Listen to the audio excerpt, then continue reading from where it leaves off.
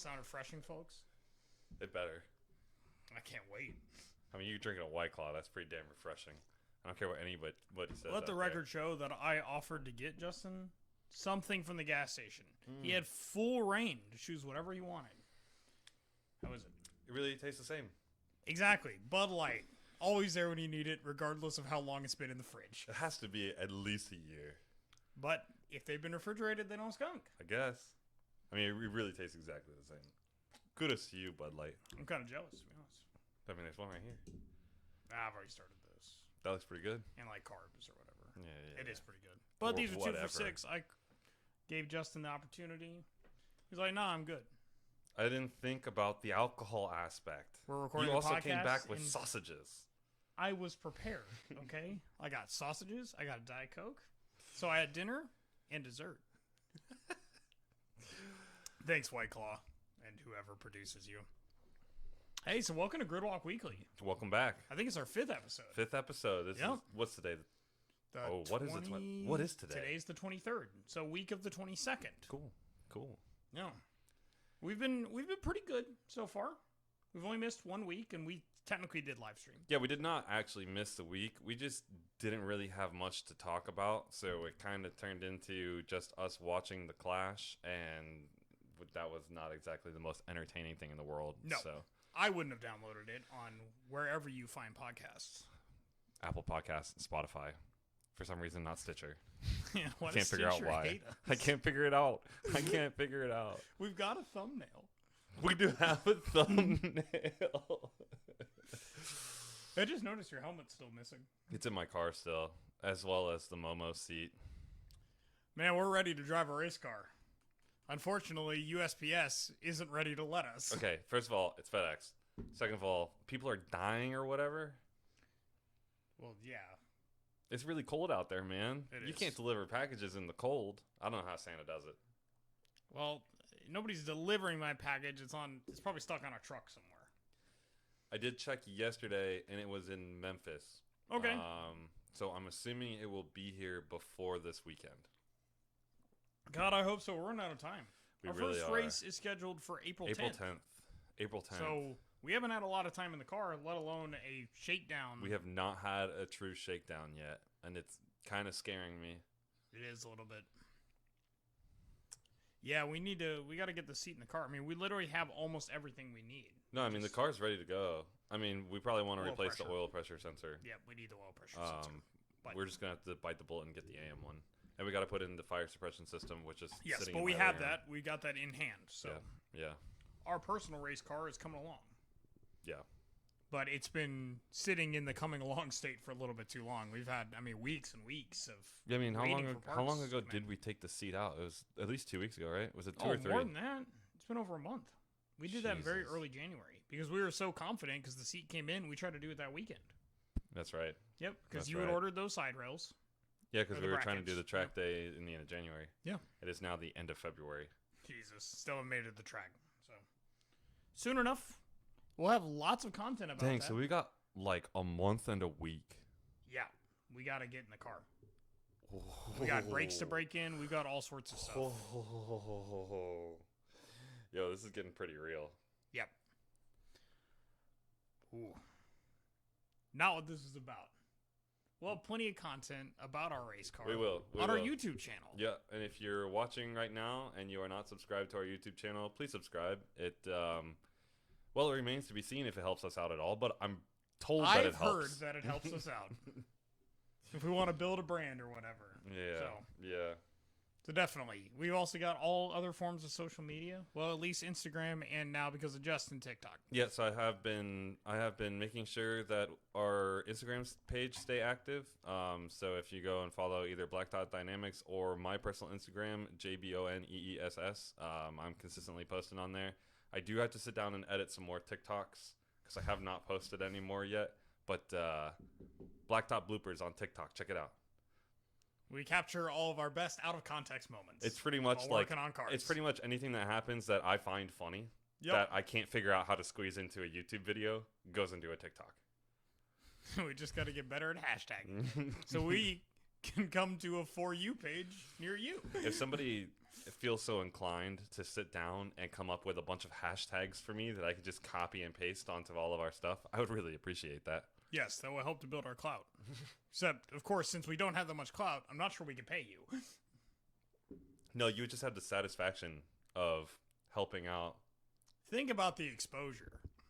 That's what they tell every musician that they want to work for free. Right. Yeah. Right. Good Lord. But definitely, check out our YouTube channel. We're posting every Sunday. Every Sunday. Every Sunday. We just posted a video on rebuilding your heads. Yes, we made some progress on my Z31. We did.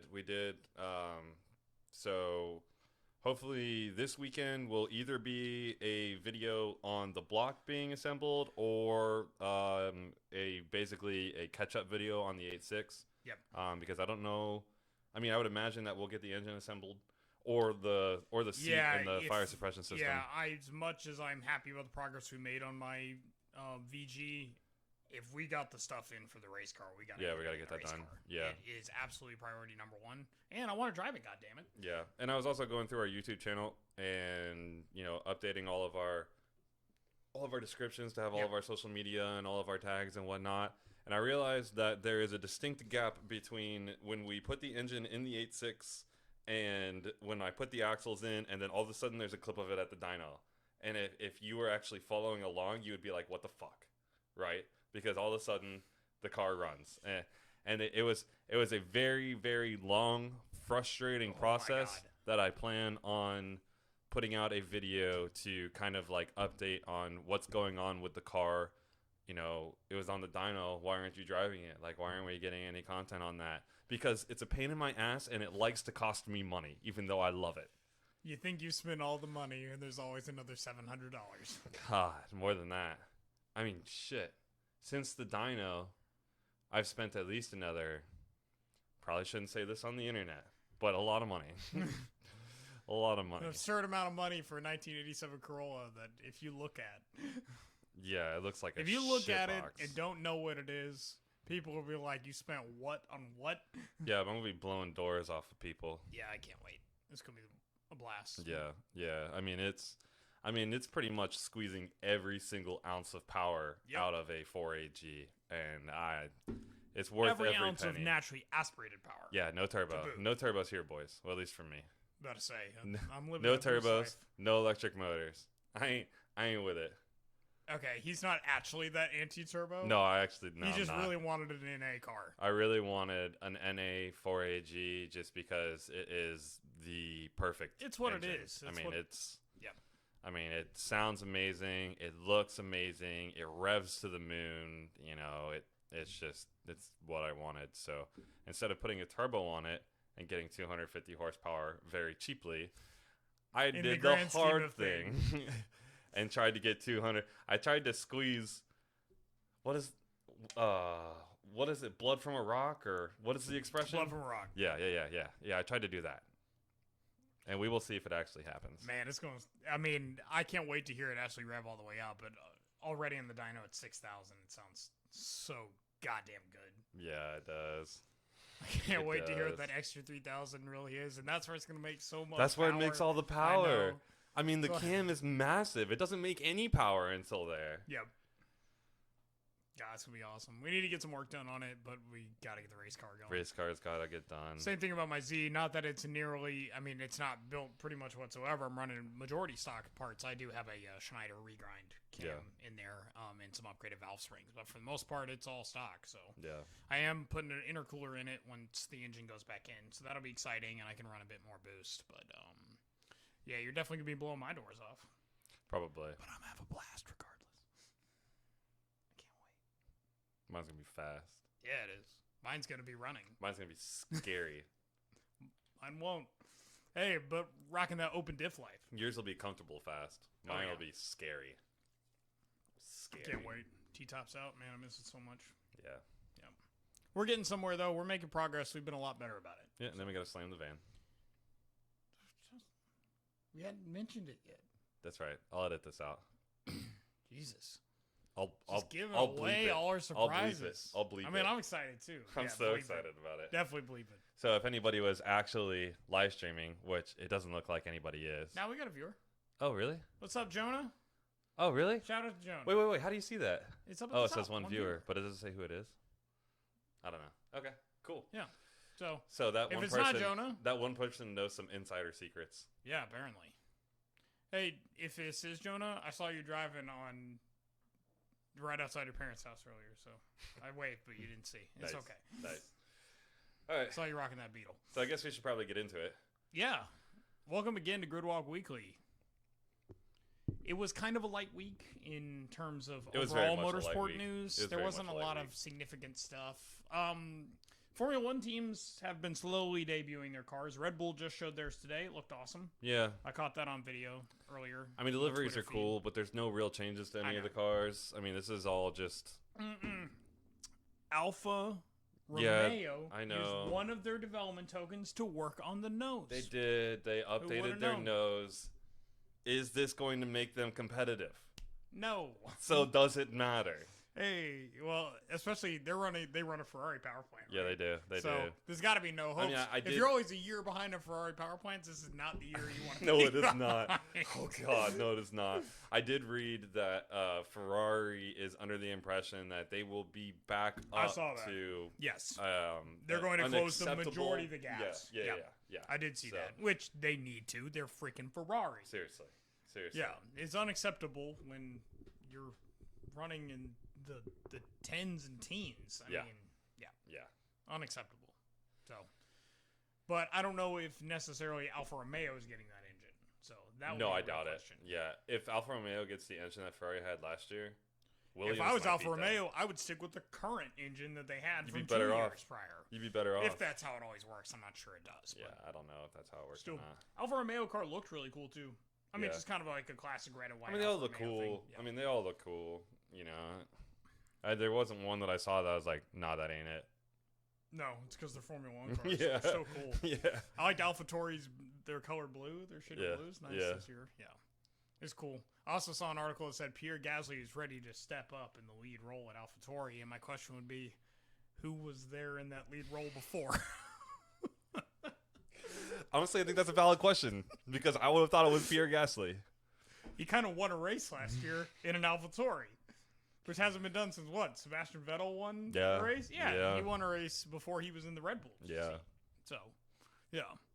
So here's the hope, and Pierre Gasly is the leader. Hey, good for Pierre Gasly, though. Oh, hey, cheers to Pierre Gasly. Cheers to Pierre Gasly. Honestly, so exciting to watch.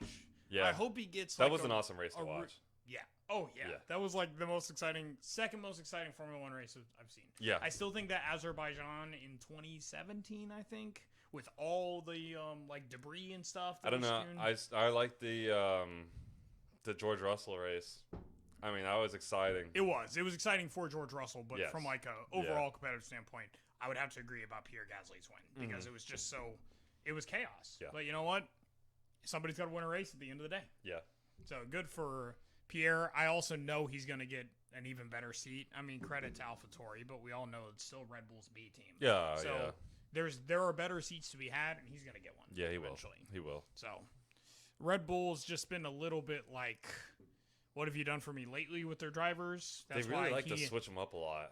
Yeah, but now they've got Checo. Yeah, so that's like a kind of a guy pretty for good your future. I mean, that's a pretty good team right there. Verstappen, Checo, yeah. Absolutely. Yeah. It's going to be my favorite. Or I think from a competitive standpoint, they're the ones that can challenge Mercedes the most. From a driver standpoint, we'll have to see about the car overall. Yeah. But the most exciting team is still going to be Lando and Danny Rick. The team with the most personality, 100%. And good drivers. Yeah. So, yeah, both those guys are awesome. And McLaren is looking to take a step forward. Yep. So. I mean, they're running the Mercedes power plant with no Mercedes branding. So, still, it's going to be exciting. I mean, we've got testing in mid-March. So. Yeah, we're almost there. Yep. And where is it opening again? Not Australia anymore. Not Australia. Bahrain? Bahrain. Yeah. Yep. They're opening in Bahrain. They're doing testing in Bahrain. Yeah. Because they're not doing the Circuit de Catalunya. Right. Barcelona. Right. Which is kind of lame. But it's COVID. I get it. At least we have racing. Yeah, that's true. So one other kind of cool thing that happened, Trans Am's back. That's cool. I'm not sure how much racing they actually did last year, but they had a Trans Am race at Sebring this past weekend. Kind of wish we had known about that. We could have tried to make some. Yeah, that probably would have been a pretty cool race to watch, honestly. Well, I tried to find. It would have been hard to watch on TV, but it would have been cool to go down and see it. Yeah.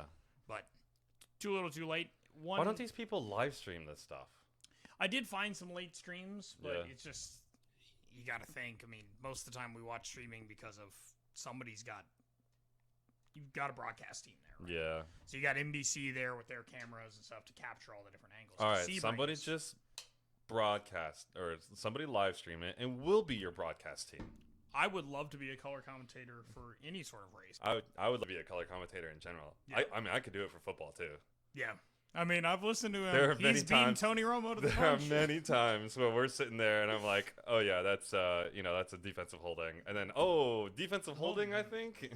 Yeah, that's right, bitch. It is. I already said it.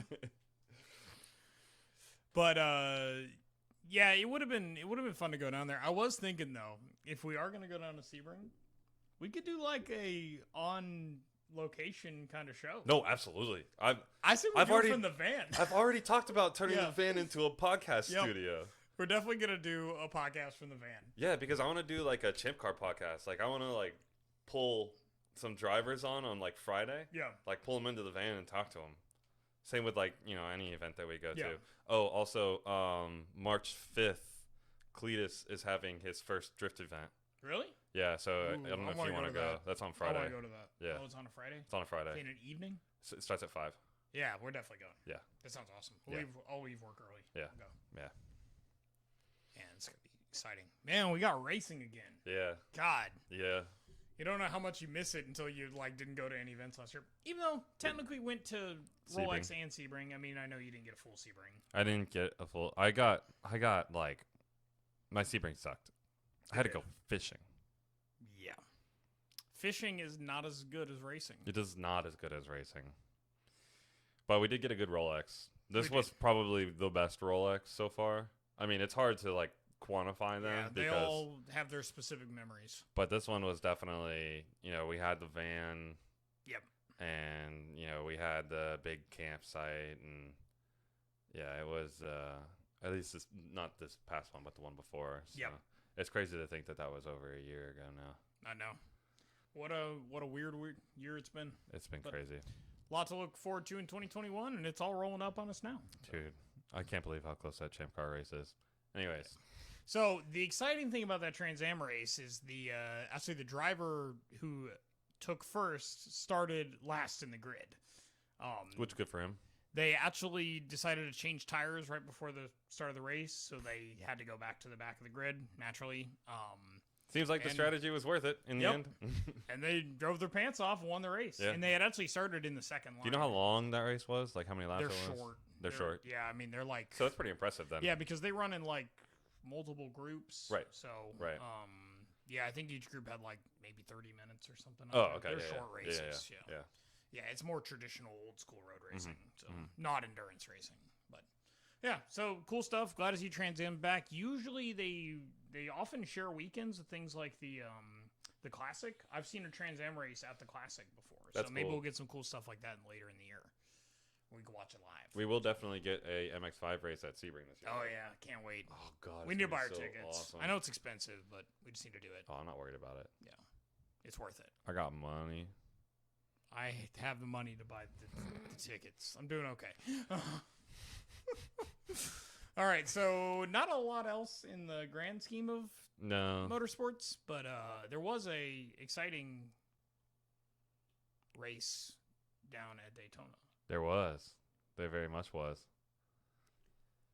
So, a couple bits about that. Chip Ganassi suspended from NASCAR for a race for violating COVID. Do you know what he did? Do you know what actually happened? I'm assuming he wasn't wearing a mask or something. I don't know. Yeah. Maybe like a social Maybe that's what it was. Yeah. Well, a team owner cannot go to a race. It's okay. I guess he'll have to sit out Homestead, Miami. Yeah, it probably doesn't really make any difference, right? No. For the Chip Ganassi team, it's just Chip Ganassi doesn't get to be there. So I'm sure he likes to watch his team succeed. Yeah. But I don't know if Kurt Busch is going to go win anything next weekend, so we'll have to see. Where are they racing? Homestead? Homestead. Homestead. Yeah. Yeah. So, poor Chip Ganassi. Yeah. Spending all the money, can't even go watch it. So, this weekend was Daytona again, but it was Daytona on the road course. Oh, yeah. Which is fucking awesome. God bless NASCAR 2021. And screw you, Brad Keselowski. Yeah, I saw those comments, Brad. We're talking to you, Brad. I'm even going to pronounce your name correctly. Just because you can't. Keselowski. Nailed it. Just because you're not competitive on road courses doesn't mean you have Don't be talking shit about road course racing. Seriously. Man, this guy's out here saying, like, these cars aren't built for it. I'm sorry you're not an ambi-turner, Brad Keselowski. Yeah, it's just... He basically, I don't know, it almost like he was calling us simpletons for liking bad racing, basically, in some of his comments. Yeah. It was very condescending. Yeah, it was because like, he was saying I feel like people only like this because the racing's really bad. Yeah. I'm like, no, that's stupid. He also said that stock cars aren't designed to, like, go road racing. And I'm like, I kind of get it because the modern era NASCAR has evolved for the aero package. Exactly. The aero package is more designed around. Yeah, because it's designed to push the car down as it's going centrifugal force. That part of it is understandable, but at the same time, everybody has the same handicap, so it's just skill, right? Exactly. Everybody's driving the same aero package. Yep. So put on your big boy pants and turn right. And set up your car differently. If you're going out there with the same car you're running on the oval course, something's probably wrong. Yeah. No, these cars can absolutely run on a road course. And you know what? A part of it is exciting because they're sliding around a little bit. Yeah, I mean, because it's like cool. old school racing. Yeah. Because don't tell me those races at Riverside in stock cars wasn't stock car racing. Yeah. Just because it's not running around an oval or a paved or dirt oval doesn't mean it's not stock car racing. The whole purpose of stock cars was to run stock cars. Yep. And that's changed now. Obviously, they are far from stock. Because they're sort of a spec series, kind of not. Yeah. A spec series of multiple manufacturers, basically. But still, they can absolutely run the road course. Yep. Set up your suspension differently. Yep. Can absolutely run it. And there's guys that are look like masters of them all running around there. Yeah, I mean, there's guys who are good at driving road courses. You watch Chase Elliott, Chase Denny Elliott, Hamlin. Yeah. Those guys look great out there. No problem. I mean, even Martin Truex is pretty good at driving road courses. Obviously, you got AJ Almendinger, who is a road course specialist, quote unquote.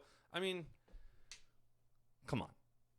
Go out there and drive. It is exciting for us as spectators. It is exciting. It's because I like road course racing, and I like to see these cars doing different things. Yeah.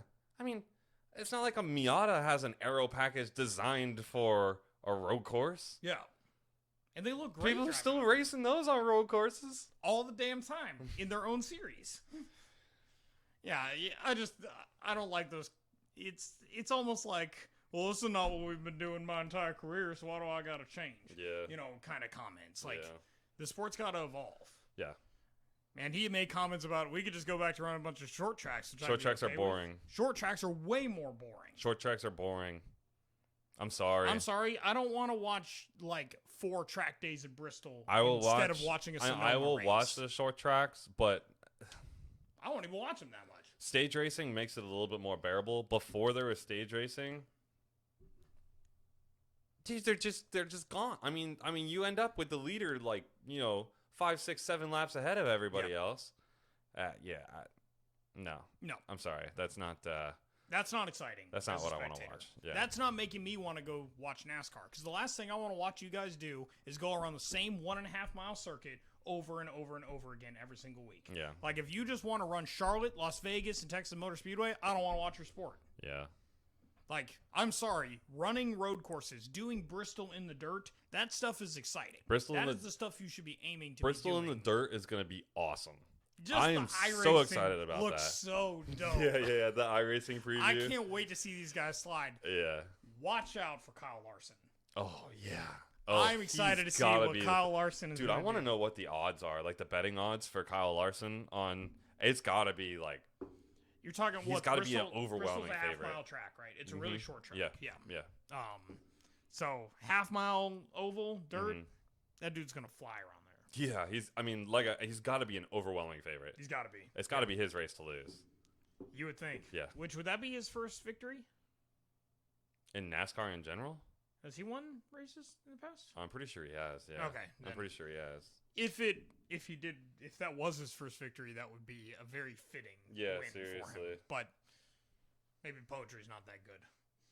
But still, that's exciting. All of the different things you're doing. I'm not the biggest fan of COTA, but I certainly want to watch NASCARs run around COTA. Like, there is so much to look forward to in this schedule. And you got some good comments from Joey Logano, who is a good road course racer in the same kind of stock car that Brad Keselowski's running. Oh, that's right. It's the same car, a Team Penske Ford Mustang. Looks like Kyle Larson has 6 NASCAR wins. Oh, good for him. In the Cup Series? Yeah. Okay. So, yeah, it looks like it. So it would be his first of this year and first returning since his scandal. Right. So, still, who knows? He might. I mean, he's actually been looking pretty good. He did get kind of wrecked out. We'll get to that. Yeah, he drove pretty well. He had a good race. Anyways. Still, yeah. Like, you got Joey Logano being, like, very supportive of the pendulum swinging towards it. Yeah. Because it is exciting to watch. It is. I love watching those brakes glow red hot. You're never seeing that in a stock car race. No shot. You get to see so much more of what the car is capable of doing. And in some ways where it's not as good. Yeah, but that too. That's exciting. Yeah. And yes, I do like the variability because it actually calls on different skill sets from different drivers. Absolutely. I mean, it's a completely...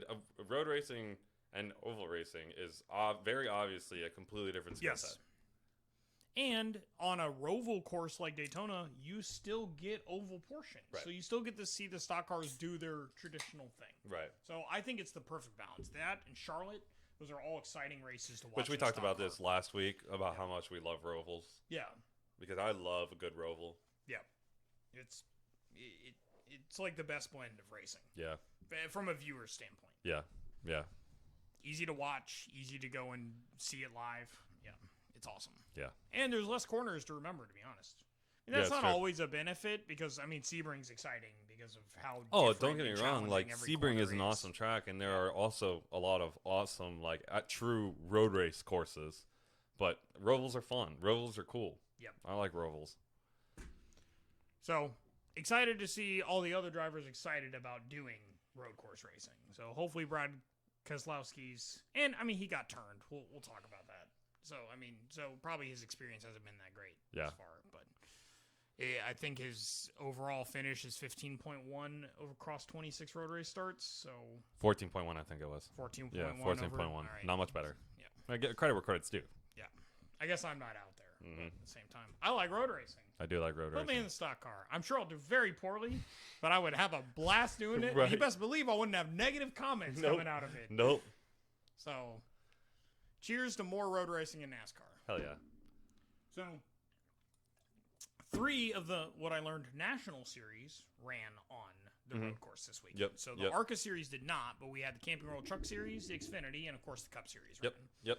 So the Camping World Truck Series ended in 3 overtimes. Yeah, 3 OTs. So it ended up with Ben Rhodes winning his 2nd race in a row. He won the Daytona Oval race. Yep. He's just been a master at Daytona at the beginning of the season. He did actually. I think that stat right there is wrong. I think Sheldon Creed had led 17 of the 51 laps, which was the majority. It was the most of any driver last week. And then there were some not so kind comments from Sheldon Creed to Ben Rhodes about one of the restarts for the overtime. Yeah, it was the restart on the 2nd OT, I believe. Oh, no, it was the first OT. Basically, just coming into turn 1, Sheldon Creed was leading, and Ben Rhodes was directly behind him. And he claimed that Ben Rhodes had tapped his rear bumper, which ended up pushing him wide in that corner, and Ben Rhodes took the lead. Yeah. But I watched that multiple times. I did not see where contact was made. Yeah, and I mean... It was a wet track that night. It was. I mean, they had done a bit of drying, but that's still... It was very wet. It was very wet. So, no doubt those cars or those trucks were slipping around out there. Trucks, right. Yeah, they were sliding around. I mean, it just looks like he wiggled kind of weird. And turn 1 is the hardest corner on the track. 100%. Turn 1 on the Daytona road course, hardest corner. Especially as fast as those stock cars get on straights for the most part, you're going to come into turn 1 even on a restart with a lot of speed. Yeah. Especially when you're leading. But Sheldon, Creed was pretty heated in his post-race interview. Yeah. Like, pretty heated. I mean, he was like, I don't know what this guy's doing. I was giving him all the racing room in the world. He wasn't giving me any, blah, blah, blah, blah. It's just, I don't know. It kind of looked like he wiggled a little bit and lost control. I mean, maybe there's a different angle that actually showed real contact, but I didn't see it. Yeah. So maybe it hit brakes, and I don't know. If anything good did come out of this for Sheldon Creed, the CEO of Camping World had reached out to him after the end of the race to talk about a full sponsorship. That's cool because if you guys saw that race, he was running a completely blank white number 2 truck. Yeah, so, which was pretty cool. He's obviously a very good driver, as you said. I mean, he led the majority of the race. Yep. So. Yep, and it was also the 200th win for Toyota in the Truck Series. So you know, good job, Toyota. Thank you, Toyota. Great job. I love you, Toyota. Love you. Thanks for the race car. Yeah. That you're not sponsoring. Yeah, but if you would like to, contact us at blacktopdynamics@gmail.com. Please do. Yeah, so that was actually an exciting race. Yep.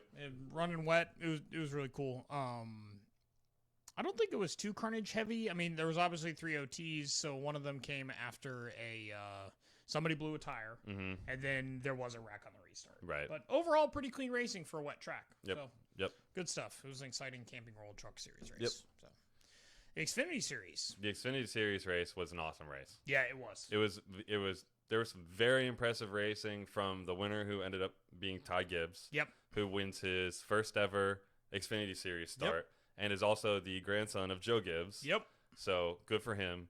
But Austin Cindric, with a half a bumper, he was missing basically his fender all the way back to like the center line on his front wheel. Yes. So he was missing that whole entire thing. Now his splitter was still intact, and they did say that provides the majority of downforce. Having the fender there was honestly probably to benefit him because his brakes could cool a little bit easier. Yep.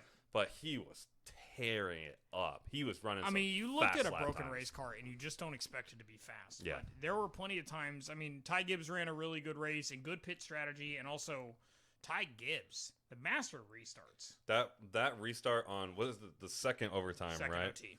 So the restart on the second overtime where he's diving down on the inside of turn 1 and that line closes and he's driving through the grass, hits a big pile of dirt, threw dirt. a bunch of dirt up in the air, and he ends up popping back on the racetrack in third place. Oh, second place. Second place. Place. Crazy. Awesome. Yeah. It was so awesome. Such a great aggressive move. Dude, that is not the area you want to be in turn 1. I know it's a restart, so you don't have a lot of control, but seriously. Ballsy. I mean, you take that the wrong way, you destroy your split. He's getting to the front no matter what. Yep. He's like, I'm going to get to the front or I'm going to crash. I'm joining that list of drivers that won in their debut. Which is a pretty prestigious I mean, you got like list. Kyle Busch and Dale Earnhardt, and I think Jeff Gordon won in his. So it's definitely a list you want to be in. Yeah, it was exciting. But what I was going to say is, during the time not restart related, I mean, there were plenty of times Ty Gibbs could not close the gap between him and Austin Cindric when Austin Cindric was leading. Yeah. Even with the broken car. Yeah. So, yeah, no, Austin Cindric was killing it. He drove a good driver, race. Yep. I think it's almost guaranteed we're going to see him in a full-time Cup car next year. Oh, absolutely. I 100% I think he'll be brought that. in and maybe in some more races than he had initially planned. Probably. Mm-hmm. But Ty Gibbs, I mean, comes from a great lineage. Yep. And obviously a good driver. Yep. So he'll be running a full schedule in the ARCA Menard Series and at least a partial schedule in Xfinity, but came out and won his first race. Yeah. And Joe Gibbs got his win in the Xfinity race, and maybe that wasn't the only win they got this weekend. Maybe not. Maybe not. Maybe he got lucky. So I guess that brings us to the Cup Series, right? Yeah, Cup Series race. So, just an exciting rando fact. Dude, this is like the most announcer stat of any announcer stat. We were literally watching the race, and they said this stat, and I looked at Carter, and I was like, "We gotta fucking write this down. this is good stat. This is a good stat." Yep. So, since stage racing began, on road courses specifically, Chase Elliott has won 25% of stages. On road courses. On road courses. Yeah. Specifically road courses. It's a pretty impressive stat. It is a pretty impressive stat. I mean... Take that, Brad Keselowski. We gave him some crap during the Rolex race, but obviously in a stock car... I gave him a lot of crap during the Rolex 24, but at the same time, he came out and he owned up to it, and he said that he had to get better, and, I think that... he could drive the pants off a stock car. He really can. He really can. It's like some people are good at it. Yeah. Maybe some others aren't as good at it. But it looks like some people were able to develop a skill set to run it. Whatever, Brad. Brad. And obviously, to back up that stat, and what really prompted it is that Chase Elliott won the first stage. Right. At the road course. Exactly. So, came out looking good. AJ Almendinger, we had mentioned him. Yep. Mr. IMSA himself was running pretty well. Yep. Also, it's nice to see him get to run a Cup. He pretty much runs in all the Cup road courses. Yeah, pretty much. Yeah. And then runs a full-time schedule in Xfinity. Yep. Which is cool. You go from road racer to stock car racer instead of vice versa. To booth announcer. To booth announcer, exactly. He's a great IMSA announcer. Yep. But this race was kind of just some classic NASCAR mayhem, just from top to bottom. Race. Yeah, there was. But it wasn't like the Daytona 500. Yeah, we don't have the big one. The big one, yeah. You had little small ones, which is exciting. So the first major incident was Ross Chastain ate it coming out of the infield. Which he was helped out a little bit. I think he got a little extra air on his bumper. I don't think it was actually hit, but I think he had a little bit of extra. You know, that air, when those cars are going so fast, they get so close together, that air compresses. Yes. And then it basically made him understeer right into the... he understeered right into NASCAR Turn 3, or NASCAR Turn 1. Yeah, exactly. So, that sucked for him. That took him out early. Was that the McDonald's car he was Yeah, that's a McDonald's car. Damn. Yep. I mentioned it while we were watching. I'm like, nice. Get some classic liveries. Because Interstate Battery livery. Yeah. Kyle Busch was driving the Interstate Battery. Which is the strangest thing, because I've never seen him in a non-Mars car. Yeah, I know. Basically. That's true. Yeah. Like a non-M&M or Snickers. I've seen him run a Snickers car as well. So... that was cool to see. It wasn't quite the same as Bobby Labonte's old Interstate, but it was a cool modern take on it. Yeah, I liked it. So, yeah, it sucked for Ross, but at least he's got some cool sponsors. Yep. If nothing else. And he's young, so this is his first year full-time in the Cup Series. Yeah. So, good for him. Another kind of...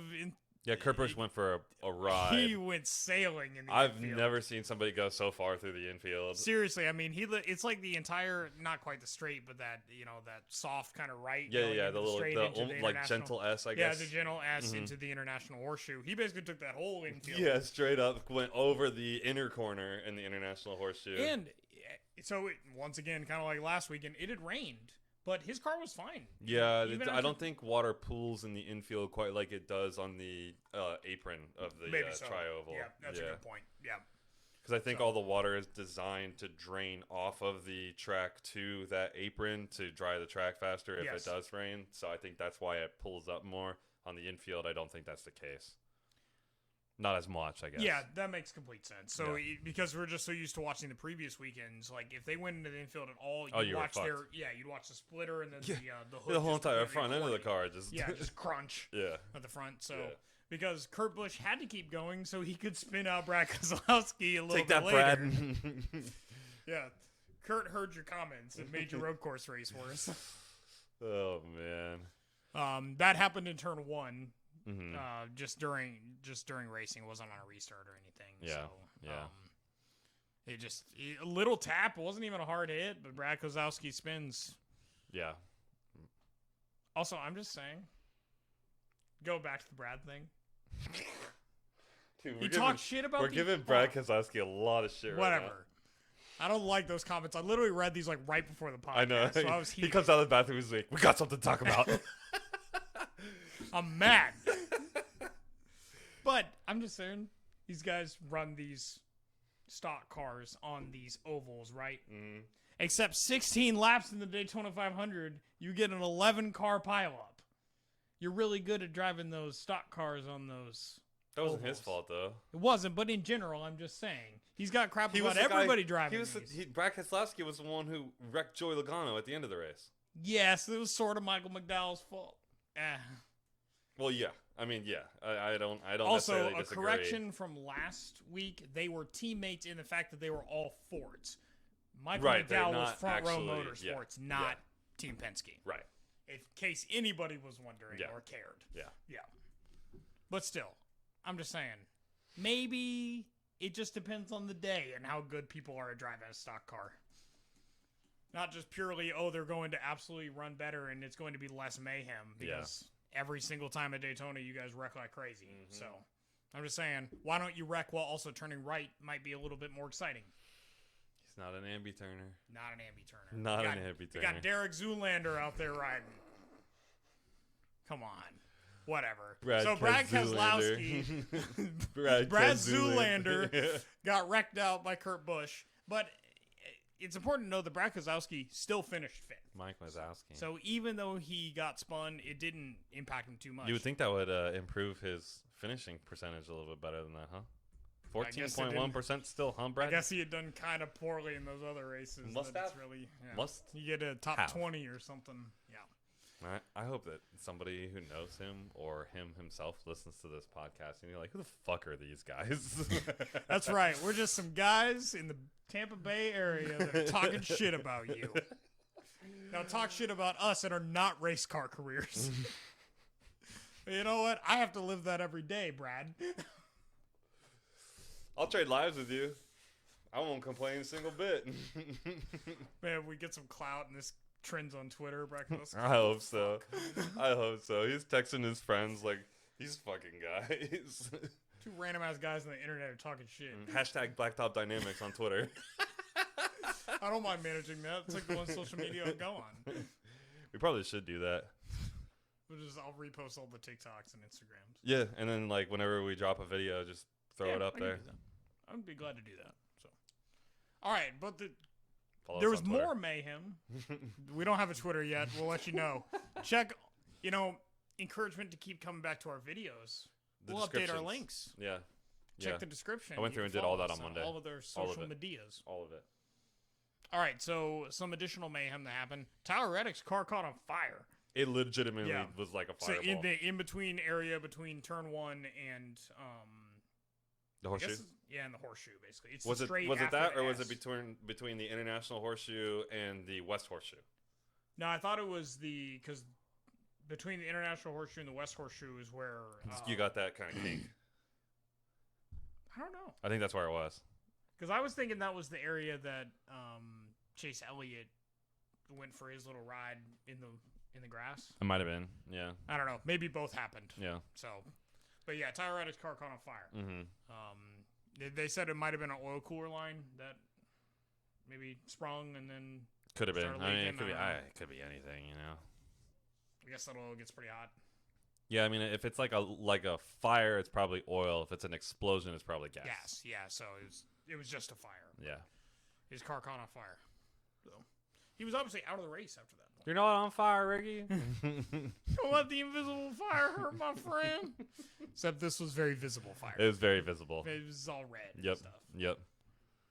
Kyle Larson, kind of mentioned him before. Coming out of the he wheel infield. hopped out of pretty the bad. infield. Pretty bad, and just went sailing straight into the tire barrier. He was able to drive the car back though. Yeah, so it didn't completely destroy the car. It didn't cause a caution, I don't think. Nope. Kyle Busch. Kind of weird. Yeah, that weird moment. It was very weird. I don't know what happened. I don't know if he cut a tire and ended up coming down into the guy who was driving next to him. But I mean, there was like 2 or 3 of them that were side by side, and they were just like banging up against each other. Yeah, so they were. And then all of a sudden, he ends up in the wall. Yeah, they were on basically the flat. Yeah, of the triangle. yeah, they were almost on the apron. I think some of it, like at least the guy on the outside was on the apron a little bit. For some reason, they were all just bunched up doing some rubbing his racing kind of stuff. Yeah, they were. I mean, really. Then they finally unlocked, and then Kyle Busch went and hit the wall just barely. He didn't really hit the wall hard. He was on the brakes trying not to get into the wall. It looked like most of the damage was sustained during whatever was happening. Yeah. So, yeah. But that was kind of like a cool thing to see because that's like old school stock car racing and stuff. They were really going at it. I mean, if that was purposeful, I mean, they were going at it. Somebody was especially you're not even fighting for the lead. You're just fighting. Yeah. Yeah, I think somebody cut somebody off in the front straight bus stop. So. Still, some old school NASCAR stuff. That was some Days of Thunder type of stuff. Yeah, right, cool. Right. And then kind of the final, which really sucked, Denny Hamlin actually hit Chase Elliott. Yeah. Because Chase Elliott was battling Brad Keselowski. Mike Wazowski. You think after the amount of times we've said it today. Brad. So Chase was battling Brad. And they actually, going into the West Horseshoe, right? Yeah. I mean, Chase Elliott had been trailing Brad, and then Brad kind of pushed a little wide on that corner, but it wasn't enough. It didn't put Chase in a position that he could overtake him. Yeah, and then Chase had to check was up. really close on him. And then coming out of the infield onto NASCAR Turn 1, that's where Yeah, Denny got into him a little bit. It wasn't even that hard. It was just enough to spin him and took Chase out of contention. Exactly. You can tell Denny tried to check up, and then he had a guy behind him. So, I mean, there's nothing that you could really do at that point. So, it's all Brad's fault. Something like that. We just wanted Brad's a scapegoat today, for the most part. But in the end, Christopher Bell ended up winning, and that was his first NASCAR win. First Cup Series win. Yep. Great for Christopher Bell. He was in a good position. I think he finished pretty well in the Daytona 500 the week before. He did. He was kind of involved with the incident that took out Eric Almirola. Yeah, he was. But once again, wasn't his fault. It wasn't. Wasn't his fault. So good for him, and that's 2 first-time winners to start off the year this year. Yeah, exactly. And both Joe Gibbs Racing. Which is something you could never say about Formula One. Nope, not at all. Never. No, never hear that. Back-to-back first-time winners. Yeah, never. What is this? The 50s, 60s? Did somebody die? I don't know. When did Jackie Stewart race? Sometime before then. Yeah, that was really cool. The announcers made a kind of funny comment. It's like, if you were to tell me that Christopher Bell was going to win his first race, he would have never guessed it was at the road course. Yeah. So yeah, obviously not a road course specialist until yesterday or 2 days ago. Obviously better than Brad. Yeah, come on. All you got to be is like drive like Christopher Bell or Chase Elliott or any of those other guys that are good. Spend more time on iRacing. I should also spend more time on iRacing. We could all learn lessons here, Brad. Side note, I am about to start streaming on iRacing, especially now that I got my new wheel setup in. Oh, yeah. Which is awesome. Not this wheel. Don't be confused. No. This is like There's another wheel over there. This one's for decoration. It was for the simulator, but it sucked, so now it's for decoration. Yes. I got myself a new Fanatic wheel, and it's awesome. It is awesome. It feels really, really good. So the force feedback is so smooth. I came from a Logitech G920. It did the trick. Not that great. Not that great. I mean, it's better than my TX, and I've always thought my TX is like a really good benchmark, my Thrustmaster wheel. Yeah. But this thing is nice. It's so smooth. Like, it's so smooth. The wheel itself feels so good. Oh yeah, the wheel's like this Alcantara suede. It feels really good. It's a nice round wheel. It's not very deep, but the wheel's thick. It's so thick. Yeah, it's so thick. Yep. It feels like a slightly smaller but real car steering wheel. Yep. So. Yep. Shout out to Fanatic for making great stuff. Shout out to Fanatic. If you want to sponsor us, blacktopdynamics@gmail.com. Anybody want to sponsor us? Hey, we need a title sponsor for our Champ car. Like a small local pool cleaning service? We're definitely interested. I was actually about to apply for a Mishimoto sponsorship because they advertise sponsorships, right? But I wanted to wait until we get a little bit more clout because I need an oil cooler for the 8.6. Somebody send me an oil cooler. I've spent a lot of money. I just want an oil cooler and some lines, preferably. Anyways, everybody's got that. I'm not begging. Definitely not begging. He ain't too proud to beg, folks. Only other thing about the end of the race there is Joey Logano was actually trailing Christopher Bell really closely into the second to last lap, but Joey Logano's brakes were toast. I mean, Christopher Bell's weren't much better, but you could see the sparks coming out the back from the metal on metal. So, another exciting thing about stock cars on a road course because you push them to different limits. Mm-hmm. It's not just, are you running hot laps constantly? Have you been in the draft constantly? Are you overheating? Yep. I mean, you get to actually see a car do car things. Yep. And in the end, Joe Gibbs ended up taking the Xfinity and the Cup Series race. Which is exciting. And exciting for Christopher Bell. So congrats to him. Excited to see him do more. Maybe he'll become a road course ace. Because maybe road coursing is the change that NASCAR needed to actually become relevant again. Road course racing is definitely something that NASCAR needed. Yeah, it's because now NASCAR, number one, with all the rules changes they've had over the years, have not helped them maintain their market share. It's not 2003 anymore. Yeah. It's not the NASCAR that people loved where it was the biggest sport in America. Yeah. It's not that. Yeah. It's not the NFL. Nope. You don't have the personalities or the exciting. Well, I mean, I still think the racing is exciting, but I'm a racing fan. Yeah. How do you pull the random guy on a Sunday? That's the thing. Like, to pull the average viewer who just wants to sit down and watch some sports on a Sunday. Yep. That's the thing. Like, that's what you have to kind of figure out what you need to do. Yep. And the problem is that I feel like the average viewer is going to be like, oh man, that's like your brother is a prime example. Has anybody wrecked yet? When he walks in and asks questions about that. Yeah. Which, it's a part of it. I get it from a marketability standpoint, but it's not the only thing about racing. In fact, it's not ideally what you want in racing. No. It's heartache for the drivers and the owners, and obviously there's a safety concern. Of course.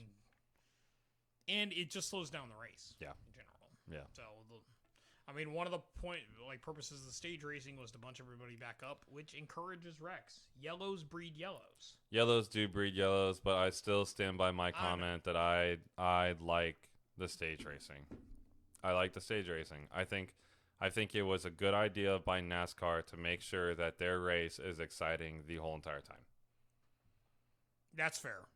I will take stage racing, but get rid of the chase. The chase is stupid. Oh, like the playoffs? Going on records. Yeah.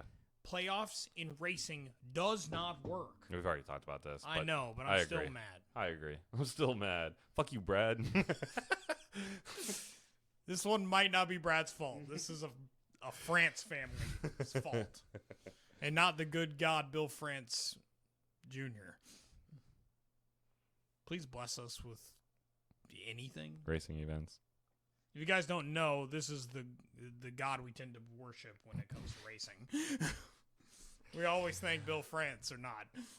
I pray to Bill France every night. Yep.